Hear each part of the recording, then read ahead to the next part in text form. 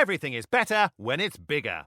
Paddy Power's Same Game Multi allows you to combine a number of selections from a single match into one big bet. Check out the Same Game Multi tab and get building your bet. Terms and conditions apply. 18 plus. BeGambleAware.org.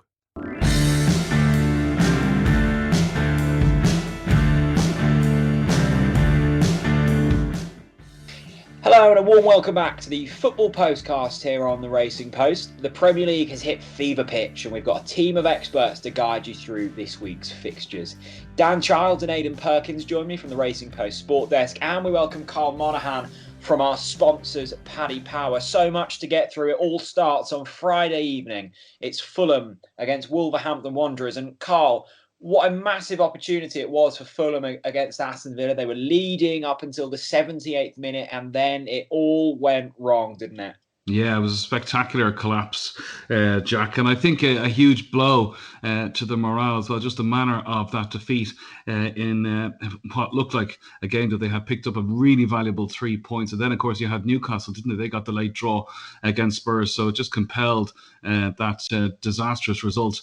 And they were 11-8 on Friday night, Jack, against Wolves, who were 11-5. The draw is 2-1. Wolves weren't great themselves, were they? They were 3-0 down to West Ham. They came back to 3-2. But in terms of this match here, I'll probably go for it. I see a scoreless draw here. I see a really nervous Fulham. I see a blunt Wolves, and I see no fireworks. And I'll probably go with 0-0 in the correct score marker, around 11-2.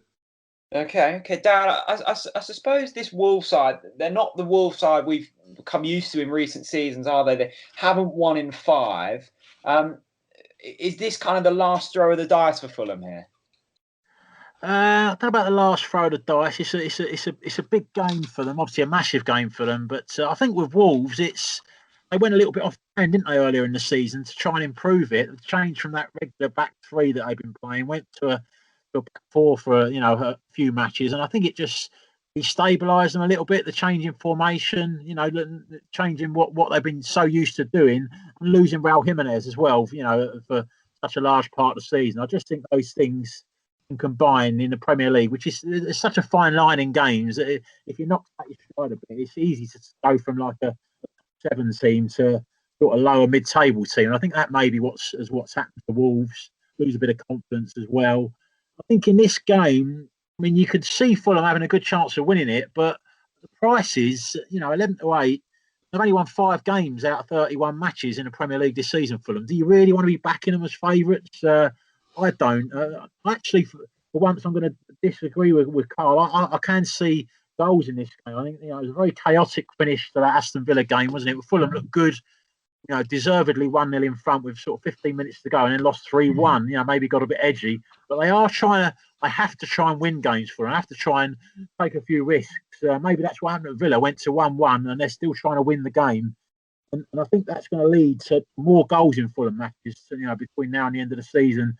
Wolves, they were involved in a bit of a chaotic game as well against West Ham. Went 3-0 down, got back to 3-2. They actually had a lot of shots, 20 shots, which is a lot for Wolves in that match. To West Ham's 9. So they're going to carry a counter-attacking threat as they always do. Wolves. Fulham are going to be pushing forward. So that follows me to believe that there'll be a few goals in this one, and both teams to score 11-10. I don't think it's a bad bet. Aidan, how much do you think that match against Aston Villa will still be in the minds of the Fulham players? Because it felt like that was the game where they could possibly really turn a corner in their hopes of Premier League survival, and they were just over 10 minutes away from picking up 3 points, and then it all went wrong, didn't it? So will that still be fresh in the minds, or is that simply put it behind you and we go again? Well, I mean, at this stage of the season, then it's a case of getting over a defeat like that as quickly as possible in Fulham's position. I mean, it was such a turnaround. They were on the verge, weren't they, of a really good win. And to be honest with you, going into that match, I thought Fulham would win it. I expected a Fulham win, but that can have a big effect on teams to concede goals right at the end. 3 goals in the last 15 minutes or whatever it was, 12 minutes, I think it was. It was worse than that. I mean, when I look at this match, I was sort of in the build up to it thinking myself, reading a few previews that would suggest there wouldn't be too many goals. But Dan's right in that, both teams have actually been involved in big scoring matches recently. So I think the sort of the way to look at it would be that there might well be goals in this match, even though maybe last week we would have said it could easily have been a 0-0. So I think, I'm going to probably go on the side of Dan in this one. And I like Fulham to win at 11-8, to be honest. I think out of the two, they just have a little bit more to play for. And with what's on the line towards the end of the season, I would go for a Fulham win in this one. Yeah, lots on the line for the first game previewed. Fulham against Wolves. Let's move on to Saturday in the early kickoff season. Manchester City against Leeds United. Carl, the prices in your tip. Yeah, so Man City are 1-4, Leeds are 9-1. The draw is 9-2. Now, approach with caution, Jack. This is the early kickoff, aka the Aka Buster. In recent weeks, we saw with Chelsea against West Brom, and Chelsea Leeds even recently favourites not winning the early kickoff. But I do think City are going to obviously win this match. I do fancy City to win and both teams to score. I just think it was a tough match in midweek against Dortmund for Man City. Their squad rotation is working well, but I just see Leeds getting on the score sheet, landing a glove, and City just winning over the 90 minutes, having too much for them. Leeds have not won 3 games in a row all season as well. They've won their last 2. I don't think they'll win this. So City to win and both teams to score at 6-4 looks logical to me here. Yeah, Dan, it's a good point there from Carl. Of course, we do have midweek European action. Manchester City were playing. Of course, Manchester City are kind of an exemption, really, because of the depth in their squad. So even if they do rotate, it's still remarkably strong. But for punters listening out there, worth noting, isn't it? Like, team news can be a big variant on come Saturday. It can be. I think, as you've just mentioned there, Jack, though, it's less so with Manchester City, because when you look at, they've got a very, healthy squad at the moment, and you look at the players that are on the bench against Dortmund, you've got Gabriel Jesus, Sergio Aguero, Raheem Sterling. I mean, if you're going to freshen it up by bringing some of those guys in, you're not really... you could even argue that they're strengthening the side. I mean, he went with a false 9, didn't he, Bernardo Silva for the Dortmund game. Not sure it really worked that well, and they looked a bit more lively, I think, when Jesus came on in the second half. Probably played better in the second half. And there's a performance against Dortmund where they weren't really up to their usual standards as Manchester City, but getting that late winner is just going to give them a massive boost, I feel. And I just think the Leeds game, you can always rely on Manchester City mentally with Pep Guardiola not to kind of lose their standards in the middle of a big European tie. I do think they're going to be strong again here. Leeds style makes it difficult for any team. But if any, the way they play, pressing, high energy. But if any side is going to be able to beat that press and play through it, have the quality to play through it, it's Manchester City. They've won the last 4 Premier League games by 2 goals or more. That feeds into my tip. I think they'll win this game fairly comfortably. So Manchester City -1 on the handicap at 8-11 is my selection. Yeah, often difficult to find value in these types of games when the home side's going off at 4s on, Aidan, isn't it? What's your pick? Yeah, I think there'll be goals as well, like the other guys have said. Fairly obvious, Leeds have been scoring goals for fun, and we know Manchester City are so good going forward that they're going to score goals as well. I think it's certainly one game across the weekend that's definitely not going to be 0-0. I mean, Leeds have done well. They've probably punched above their weight in from a lot of, to a certain extent, in terms of where they're going to finish in the league. They might well be in a top 10 finish, which isn't bad going considering it's their first time back in the Premier League for so long. In terms of the goals in the match, I can see over 3.5 at 11-10. Around that is what you're going to get for that, and that seems a lot to get 4 goals in one match. But Leeds, they've scored goals for fun. The previous 6 matches away from home, there's been 19 goals in Leeds' previous 6 games on the road. City have scored 2 or more in their last 10. So I think we're going to see goals, and I'd go for over 3.5. Goals galore in the opening game on the Saturday. Let's move on to the 3 o'clock. Liverpool taking on Aston Villa. And Carl, it feels like for Liverpool this season, it's been 1 step forward, 2 steps back. A resounding win over Arsenal in the Premier League. Talks of the possibility of sneaking back into that top 4, and then a really disappointing display against the Real Madrid side that had injuries. How do we think this game against Villa is going to pan out? Yeah, I'm really unsure as to how to play this one because of just how poor they were against Real Madrid. And I thought the selection of Keita was poor from Klopp as well in midfield against Real Madrid, especially against Modric and Kroos. Didn't make any sense to me. But anyway, Liverpool 1-2, Aston Villa 5-1. The draw is 16-5. I just think there's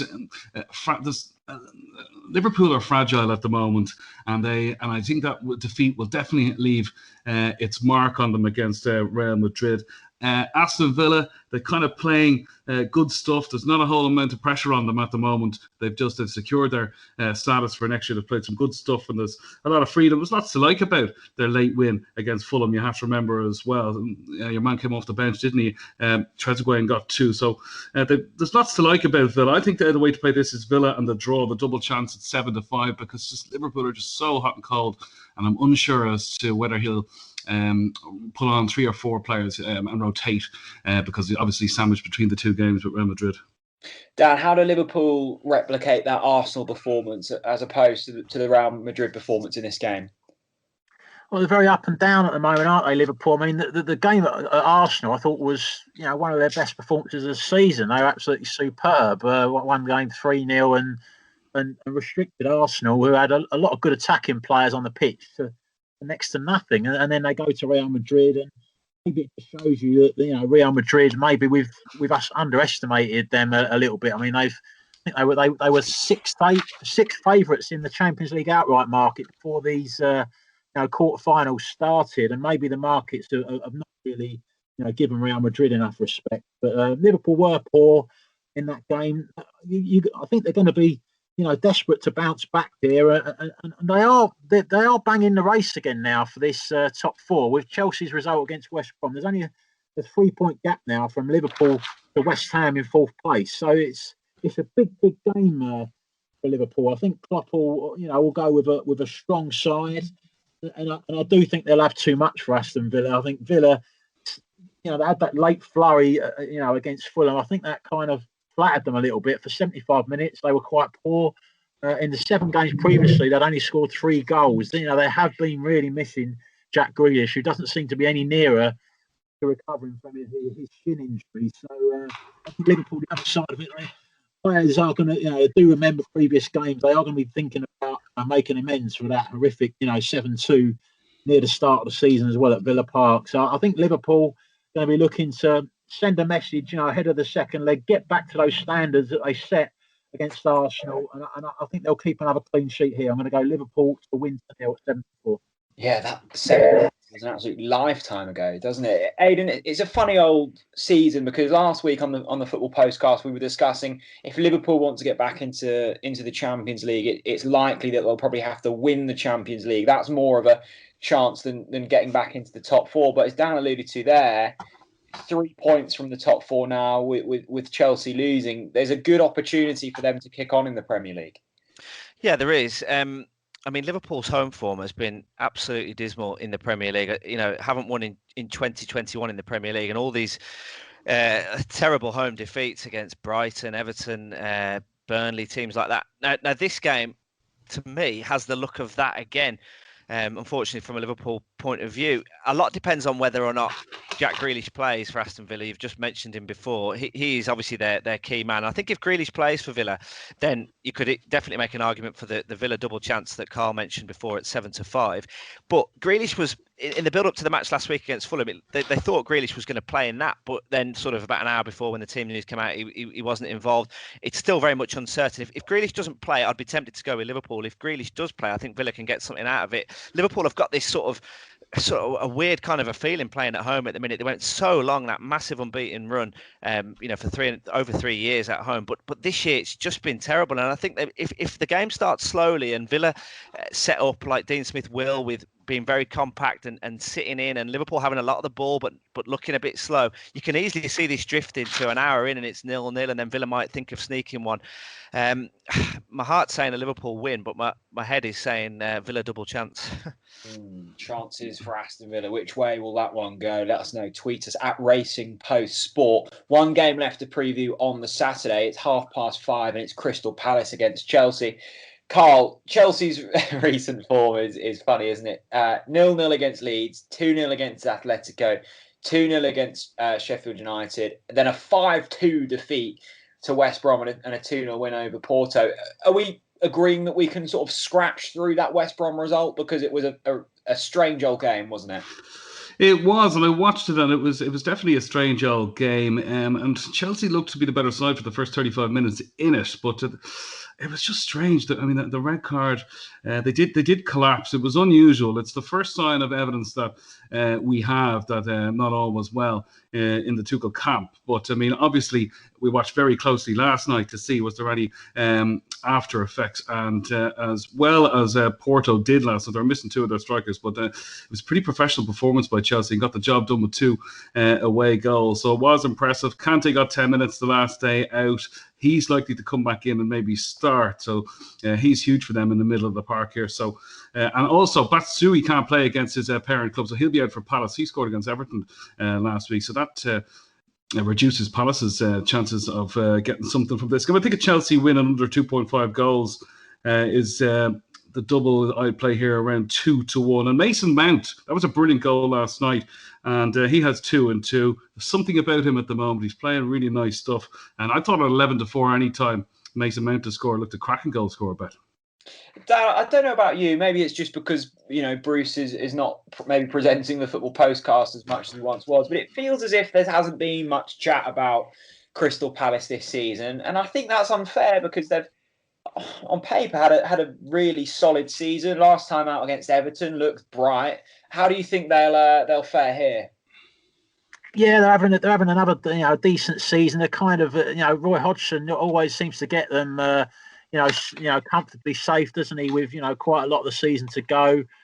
They don't create lots of chances, and I'm not so sure that. I think they would have had a better chance in this game, with a full Selhurst Park. I think in these big London derbies, when you've got a decent crowd in there at Selhurst, it can be a tricky occasion for the visiting team. I think with an empty Selhurst Park, it makes the task a lot easier for Chelsea. I'm going to go with Chelsea and under 3.5 goals. Shade of odds, I think, is a really solid bet. I just think that Palace, they kind of rely on that counter-attacking threat, don't they? Particularly Wilfried Zaha. I think Chelsea, generally, they don't tend to get out of shape. I mean, I do think that 5-2 against West Brom is a bit of an outlier of a result, really. The 7 games before, they kept clean sheets, got back to keeping a clean sheet again against Porto with a very good result.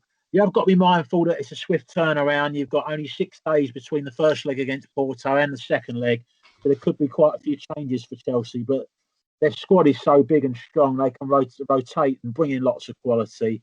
I do think they'll win this game reasonably comfortably. But as we know with Tuchel, they don't score more than 2 goals, do they, Chelsea? They don't score lots of goals, so that feeds into the tip. Chelsea and under 3.5 goals. Aidan, are you in agreement? Yeah, I think it will be a Chelsea win. I think we always say, don't we, in the aftermath of the big European games, how do teams react to that? You got to remember, Palace have had a free week in terms of the build-up. Chelsea have had the big tie against Porto. So, that may take a little bit out of Chelsea, but I agree with the other lads in that I think it will be a Chelsea win. And I also like Mason Mount in form. You got to look at players when they're in form and look at the streaks that they're going on. So Mount to score any time is a good bet. I was trying to look for a little bit of value in this one, and the way I was approaching it was half-time, full-time, and thought about Palace sort of digging in and denying Chelsea in the first half, Chelsea getting on top in the second half, maybe edging a 1-0 win, something like that. So draw Chelsea to me in the half-time, full-time market at 3-1 is something that appeals. I think Chelsea will have enough to win. Again, it's one of them that there's more on the line for Chelsea in this game, knowing that the top 4 is very much up for grabs and the teams are chasing them, and they want to bounce back from the defeat against West Brom. I know they've already done it against Porto, but you know what I mean in terms of the league game. Whereas Palace, they're almost there in terms of finishing in around that top 10 again. So more on the line for Chelsea, a Chelsea win, but it'll probably be more in the second half where they get the job done. 6 Premier League games left to get through. Stay with us. Here at Paddy Power, we want our gambling to be fun and encourage our customers to bet responsibly. That's why we offer a number of tools to help you stay in control, including the ability to set deposit limits, get reminders after a certain amount of time playing, and to take breaks. For more information, visit responsiblegaming.paddypower.com. 18 plus, begambleaware.org. Welcome back to the Football Postcast here on the Racing Post. It's myself, Jack Reeve, joined with Dan Childs, Aidan Perkins and Carl Monaghan today. Still 6 games left to get through. And let's start with Burnley against Newcastle, midday on Sunday. And Carl, Newcastle still looking down rather than up. Yeah, they are. And they're 13-10 in the relegation betting. Fulham are 8-11. Obviously, 3 points separates them, but Fulham have played 1 more. Burnley are 13-10. Newcastle 23-10. draw 2-1. I thought there was lots to like, Jack, about Newcastle's spirited comeback against Spurs last time out. And I'm going to give them a chance. I never give Steve Bruce a chance on this podcast. I'm going to change my stripes today as well. I'm going to go Newcastle on the draw at around 4-7. But I also like Newcastle to win, and both teams to score at a big price of 6-1. Dan, there's difficult ways to get points in football, and Newcastle certainly took that route against Spurs, got themselves ahead. You thought, right, now's your time to kick on, then conceded 2 quick Harry Kane goals, and then came back into it late on. I guess there were positives from that, but there was still kind of remnants of that fragility, wasn't there? It was, but I thought it was a very, positive, largely front foot performance from Newcastle, which they have been trying to play more, attacking football, and I thought they thoroughly. It pains me to say it as a Spurs supporter, but I thought they thoroughly deserved their point, Newcastle, and I agree with Carl. I think they're got a good chance here at Burnley. Newcastle draw no bets. What I'm going to go with at 5-4. I think that they're carrying more of a threat now. They had Almiron, Wilson, and Saint Maximin were out, weren't they? They got Almiron back against Spurs. Saint Maximin came on, and lifted the tempo for them when they were 1-0 down. And I do think they've got a decent chance here. They're usually solid enough at the back. Newcastle, Burnley don't score a lot of goals, and they were a bit un-Burnley-like, weren't they? Last week they took a 2-goal lead against Southampton and squandered it and lost 3-2. That's not going to be great for their confidence. There's only actually a 4-point gap between these two sides, so there's not a lot of difference between them. Newcastle are going to be the more confident after last week's results. I think they've got a good chance. Aidan, it's all well and good saying it was a spirited performance against Spurs, but at the end of the day, Newcastle haven't won in 7, and can they kind of return to winning ways here? It feels like they've almost forgotten how to get the job done. Yeah, I don't think you can trust Newcastle. They were a lot better against Tottenham, but they seem to raise their game against the bigger teams and the better teams. And when it seems to, the attention seems to be on them, like it was against Tottenham last week. I think Burnley will win this match 13-10 for a home win. I may be a bit mad because Burnley's home form is pretty dismal. I don't think they've won in 6, maybe even more than that. So I'm just going with instinct on this. I just look at this and I just think Newcastle.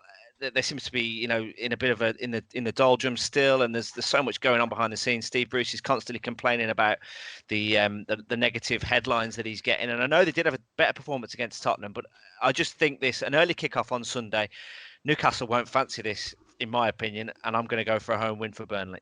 Yeah, it's a big game down there near the bottom, that one. West Ham against Leicester's up next. Here's two sides who've had a brilliant season, Carl. I guess the only negative for West Ham at the moment is that news surrounding Declan Rice's injury. Absolutely, Jack. And 11-4 they are to make the top 4. That's a big price if you fancy the Hammers, who've been brilliant. Remember, Jack, it is April and West Ham are 4th in the table. Wow. West Ham 2-1, Leicester 13-10. The draw is 9-4. I just thought there was a little bit of value on West Ham here on the prices, 2-1. In their last 20 games, they won 11, drawn 5, and they lost 4. But that was to City, United, Liverpool, and Chelsea. They've only been beaten by the better teams, so they've gone really well this season. Jesse Lingard in great form, and they're my tip to win a 2-1. Just a quick spin through that top 4 market, Carl. We've got West Ham on 52 points in 4th. You can almost look all the way down to 8th place Everton, who have played a game less and are 5 points behind. What's the prices for this? Yeah, so top 4 betting on Man United 1-40, Leicester are 4-11, Liverpool 10-11, Chelsea 11-10, West Ham are 11-4. Like I said, big price. Spurs 4-1, and I'll get you that Everton price now. It's just on my screen. Yeah, 30-1 for the toffee. So that's how the top 4 bets. Yeah, some tasty prices in there. Dan, West Ham have been brilliant, haven't they? Can they continue their form here? Not for me. No, I'm going to go with Leicester at 13-10. I just think that Leicester having another fantastic season. I mean, their away record is just unbelievable, isn't it? 10 wins, 4 draws, 1 defeat. It's absolutely fantastic that they've been on the road. They got Maddison come back from injury, come off the bench, against Manchester City. So with Maddison and Vardy and Iheanacho in great form as well, they've got all their better attacking options. Leicester available. And West Ham are missing a couple of really big players. Declan Rice, I think, has been absolutely outstanding for them in the field this season. Mikel Antonio as well went off injured in that 3-2 victory at Wolves, which actually they were hanging on a bit towards the end. Wolves in the end won the shot count 20-9. So there was just first signs maybe of a bit of vulnerability that those, the loss of those key players could affect West Ham going forward. Fancy Leicester to win this one. Aidan, what about you? Yeah, I mean, two evenly matched teams, isn't it? So the obvious one that I'm looking at is the draw 9-4. West Ham, I think losing Antonio and Rice is a big thing for them. If those two players were playing, I'd be definitely siding with West Ham to win the match. Jesse Lingard's been absolutely outstanding as well. I've just read this morning that I think West Ham are going to do everything they can to make that deal a permanent one with Manchester United. He's been like a completely new player, hasn't he, for them? And he'll obviously be buzzing going into this match. I'd look at him in terms of scoring. But Leicester have had a really good season as well. And I just think with that injury news that we've just mentioned there, I think it'll give Leicester hope of getting something in this match. I do like the draw at 9-4. Absolutely. Let's stay with you, Aidan, for the next game. It's Spurs against Manchester United, 4:30 on the Sunday.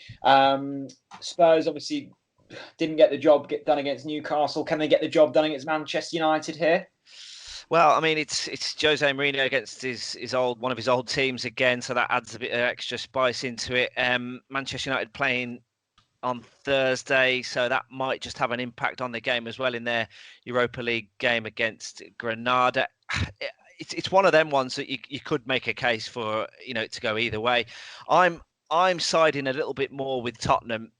They're frustrating, Tottenham, aren't they? Because when you think they're getting close to the top four and they're getting back to their best, and you think that Harry Kane last week with those two quick goals got them in front at Newcastle, then they let Newcastle back in, and it's frustrating from Tottenham's point of view.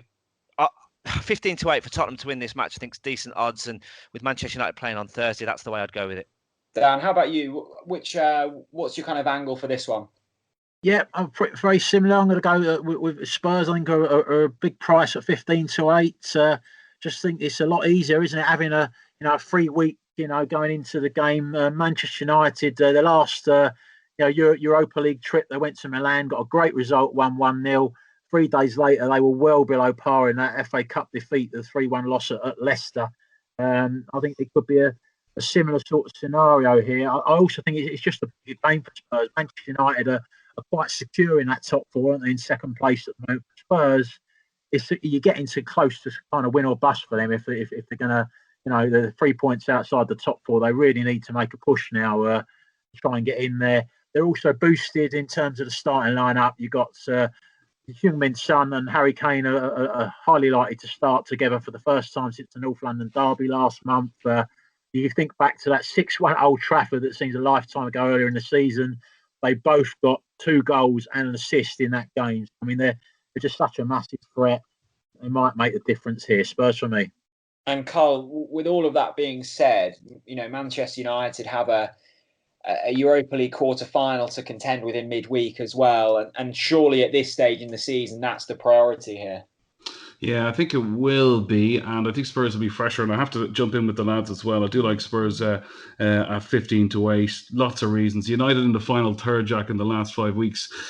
Just loads of question marks. Rashford's not 100% fit. Martial's injured. Bruno looks just a little bit off it. Cavani was like a polar bear in the jungle against Brighton last week. He looked lost. So 15-8 Spurs win. And Harry Kane, 5 goals in his last 4 for club and country. He's in red hot form. I like him at 4-1 in the first goal market. I've never heard that saying before. That's made me giggle. Good work. Sheffield United, Arsenal, the final game on Sunday. This is a 7 o'clock kickoff. Go on, Dan. We'll start with you here. Any kind of reason to fight in Sheffield United's corner? I'm gonna, a little bit. I'm gonna go with a draw at 14-5. It's more of a negative take on Arsenal. Really, I thought they were just absolutely dreadful in that game. Against Liverpool. You could see how frustrated Mikel Arteta was, with the performance of the team. And I think that result removes any, tiny hope they might have had of qualifying for a European place, via their league position. They look completely out of it now, and it's all about the Europa League now for Arsenal. They're going to be, all of their eggs are going to be in the basket of getting a result against Slavia Prague on the Thursday, and then preparing right for the return match in the Czech Republic. I think the Sheffield United game's not going to take their main focus, and that may lead to a poor result, because Sheffield United, just a few little small signs that they're, after that 5-0 at Leicester, where they were absolutely dreadful, the FA Cup game at Chelsea, the 2-0, they were reasonably competitive in that one and didn't get completely battered, in that 2-1 defeat at Leeds last weekend. So showing a little bit more of a competitive edge. I'll take them to get a draw here. Aidan, what about you? Yeah, I think it'll be an Arsenal win, but I agree with Dan in that Arsenal were dreadful against Liverpool last week, and obviously they've got this big match in Europe as well. So we do have to take that into account. The problem is that they're playing against a Sheffield United team that know that they're already relegated, and I do agree that they have shown a few signs in recent weeks, and yeah, they only lost 2-1 to Leeds last week, but I do think Leeds missed quite a lot of chances in that match and probably should have been a bit more of a comfortable win. So I think Arsenal win, even though I'm not convinced about Arsenal at all. It's just the fact that they're going to Sheffield United away, and I think that they will be able to summon up enough to get the win. The goals markets maybe is where to look at here. I don't think there'll be too many goals in this. I think it could be a bit of a flat game, under 2.5, 3 to 4, something like that. Which way are you going, Carl? Are you going to be watching this game, or are you going to be opting for something else? Ooh, I think I'll probably be watching the golf, but no, just with Arsenal 4-7, I'll probably row in beside Arsenal. I just think with John Egan out injured for Sheffield United, that just have lost 7 of their last 8 in the league, and under 2.5 sounds good there from Aidan. So Arsenal and under 2.5 goals is how I'd play this one. Okay, great stuff. Let's move on to Monday then. Just the 2 games on Monday, a 6 o'clock and an 8:15. The 6 p.m. game is West Bromwich Albion against Southampton. Carl, is there much to play for either side here? Ooh, no, I don't think so. West Brom are 5-2, Jack. Southampton 6-5. The draw is 21-10. I did think there was lots to like about Southampton's 3-2 win against Burnley, especially Danny Ings. He looked very much in the mood. He looked sharp, took his goal very well. So Danny Ings' first goal score at 11-4 is definitely a bet I'd have in this. Dan? I'm going to go West Brom. I mean, it looks like a massive, tall order, 8 points from safety with 8 games to go. But any team, if you've gone just won 5-2 at Chelsea, you are going to start to believe a little bit that the great escape could be possible. And your big players, you've got Matheus Pereira, who I rate a lot. I think he'll be I don't think he'll be hanging around to play in the Championship next season. He scored twice, didn't he, against Chelsea? I've mentioned him by Diagno, who I've rated. I've liked the look of him since he's come in on loan from Galatasaray. He got a goal as well at Chelsea. So both of those are going to be confident. And it really is, win or bust for West Brom. They've got to try and win this game. If you can get to the weekend, all of a sudden you're 5 points from safety with 7 games to go. It's all of a sudden it looks like mission possible. So they're up against the Southampton team. Okay, good fight back last week to beat Burnley. They've lost 6 of their last 7 Premier League away games. The exception was a 2-0 win at Sheffield United.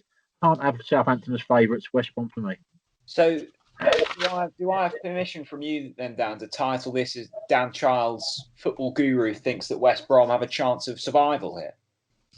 Look, there's 8 points from safety. Stranger things have happened. You go back to when Sunderland, when Poyet came in, didn't he? And they suddenly win a lot of games against huge teams, beat Chelsea, beat Manchester United. It's things like this have happened, in the past. So highly unlikely, but not impossible. Well, there we go. If West Brom fans are listening, that's happy listening. There we go. Aidan, you can have the final say on this. Yeah, I think it will be a West Brom win as well, and that's because of the fact that I was so impressed with West Brom against Chelsea last week. I mean, they didn't just win the match after Chelsea had the man sent off. They were actually quite good for the first half before Chelsea had Thiago Silva sent off, and they were playing some good football really. I think there's an element of people that think that Sam Allardyce just plays direct football and he's not particularly fashionable or anything like that. But they actually tore Chelsea apart in that second half with some really good goals. I think they'll be really confident. More to play for again for them, which is something that you really have to bear in mind at this stage of the season now. Some teams are sort of drifting a bit towards the end of the season. Other teams have got a lot more on the line. I'm going to go for a West Brom win. I think 5-2 is too much to ignore. Well, I wasn't expecting such love for West Brom. I know Dan and Aidan have been given some cash by Sam Allardyce, but there we go. Brighton and Everton, the final game in the football postcaster preview this week. Carl, when we were talking about the top 4 market, I was surprised at how big a price Everton were, because they're still in the hunt for the top 4. Yeah, they really are. I think it's to do with their home form. They're just not fancied because they just don't get out and done at Goodison Park. But in terms of this match, Brighton are 13-10, Everton are 9-4, Jack, and 21-10 is the draw. Which way will it go? I'm going to be bold here, and I'm going to go with Everton. Just James Rodriguez back fit for them. He adds a lot of creativity to their attack. I have no problems back in Everton when they're not at Goodison Park. And they conceded a late goal last time out against Palace. They missed a lot of chances that should have put the match to bed much earlier. But there's been under 2.5 goals as well in 5 of Everton's last 6. So a Toffees win and under 2.5 goals was just a big price at 9-2 for me here. And that is the way I'd play it. Yeah, they have been poor at home, Dan, Everton. But do you feel as if that's skewing our opinion on them slightly? I think so, yeah. And I think maybe the fact that when you watch them, they don't always... play fluent football, don't they? They often kind of rely on moments and the quality of their, attacking players. You like Richarlison, Dominic Calvert-Lewin, James Rodriguez, who's been, mentioned. I mean, and the fact they've got those quality match-winning individuals is the reason I would agree with Carl. I think they're overpriced here. I would take them to win the game against a Brighton team that do look easy on the eye when they play, but maybe lack that individual quality, to win your games. They've only won 2 home games all season, Brighton. Everton, have won 9 games on the road. I mean, those odds for Everton to win for me are just too big. Everton. Ah, there we go. Aidan, you can have the final say here. Brighton, are they out of the relegation scrap now? Well, I mean, I'm not sure they're definitely out of it. They have had some improved results. The win at Southampton and then the 3-0 win over Newcastle were much needed. But we've talked a lot about Brighton on this show before, in that I don't think they've always got the results that their performances have deserved. Certainly earlier in the season, they were playing some good football, and they were narrowly losing matches by sort of the odd goal here and there. In terms of this one, I'm gonna go for a Brighton win. And again, I'm repeating myself a little bit, but I think it's maybe because the need is a little bit greater for them. I know Everton have still got this chance at the top 4, but I think that's just going to be a little bit beyond Carlo Ancelotti's team. I'm going to go for a Brighton win in this one. I like the odds of 13-10.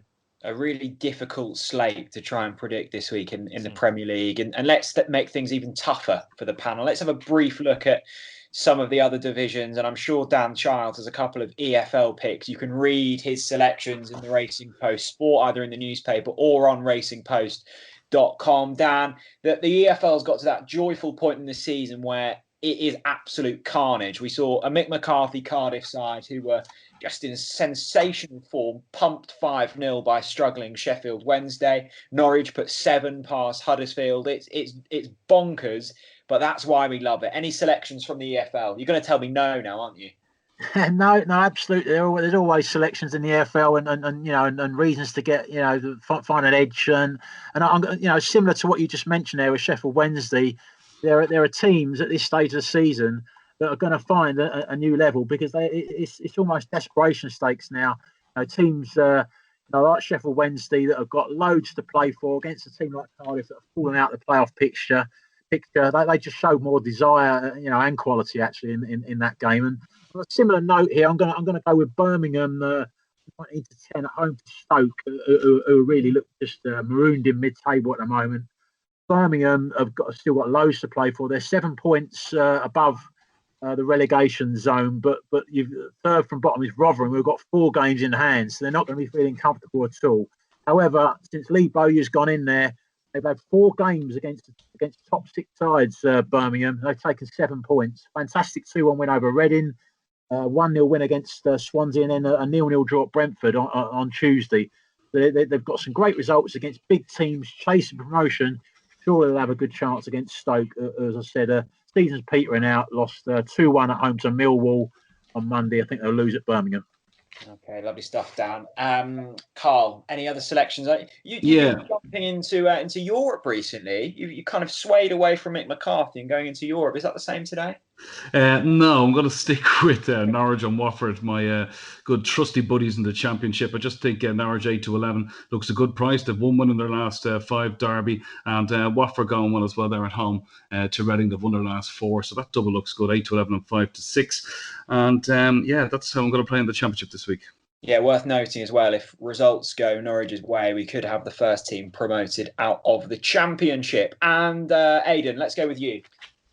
Yeah, in just terms of elsewhere this weekend, you've got to remember it's Real Barca, so El Clasico is something to be looking at. I, in terms of the betting for it, I haven't really delved into it as yet. I just think it's obviously a game that is massive in terms of the prestige and the tradition, and Real have had the big game against Liverpool in the week, so maybe this could be an opportunity for Barcelona to get the win. It's always one that grabs the attention, the Clasico this weekend.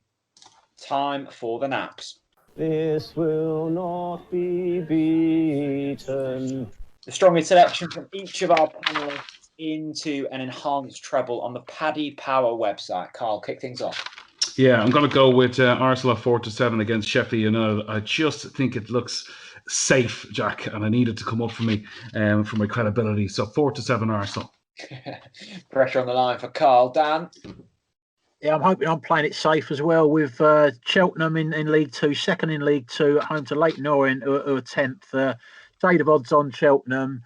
I watched a bit of their game actually on Good Friday, where they won 4-0 at home to promotion rivals Tranmere. Absolutely superb in that game. 3 of the goals came after Ben Tozer long throws, which have been absolutely a huge weapon for Cheltenham this season. They've got quality elsewhere in the team, though, including Lester Loney, Callum Wright, who scored a superb volley in that game. They've won 4 of the last 5 home games. I think they'll be too strong for Leyton Orient, who are struggling a bit now to reach the playoffs after they drew 0-0 home to Walsall on Easter Monday. Cheltenham to win that one. Yeah, you certainly can't question the commitment of a man watching Cheltenham Tranmere on a bank holiday Friday. Aidan, complete the treble. Yeah, well, if them two are playing it safe, I'm probably taking a bit of a risk then. I'm going to go for Nottingham Forest to win at Bristol City in the Championship. 13-10 is the latest odds I've seen on that for Forest to win at Bristol City. Forest have won their last 2, beating QPR and Cardiff, whereas Bristol City have lost the last 3 straight to Rotherham, Stoke and Bristol City. The 2 games against Rotherham and Stoke were both at home as well. So just looking at the relative 2 teams' forms, and I think Forest a decent value to win that one. Great stuff, Aidan. Okay, let's quickly go through that treble for you. Arsenal, Cheltenham and Nottingham Forest. That will be on the Paddy Power website by the time you've listened to this. So head over there if you like the sound of that. As always, lots of selections put up from the gents this week. You don't have to back all of them. Please do remember to gamble responsibly and within your means. Another football postcast coming your way next week. So make sure you're subscribed on Spotify, iTunes, or wherever you listen to your postcasts, and we'll see you then. Thanks very much. Bye-bye. I'm Jose Mourinho. I know a thing or two about being special. Being on the front cover of Rolling Stone magazine? Special. Winning the daily jackpot on Paddy Power games? Not special. Understood, Jose. Yes, someone wins an average £40,000 jackpot every single day. So if you win, don't think you're special. Daily Jackpots by Paddy Power Games. Jackpots must be awarded by 11 p.m. and vary from day to day. Jackpot is shared with other operators. Available on selected games. T's and C's at paddypower.com. 18+, begambleaware.org.